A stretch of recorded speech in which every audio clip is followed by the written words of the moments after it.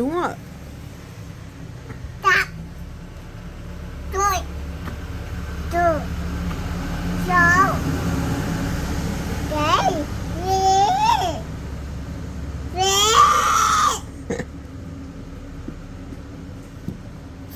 nó đủ đủ là cái đó này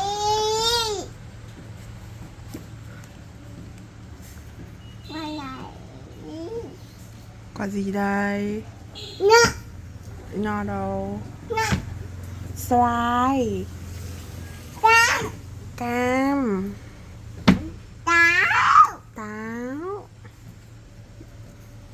Quả gì đây? Quả hồng.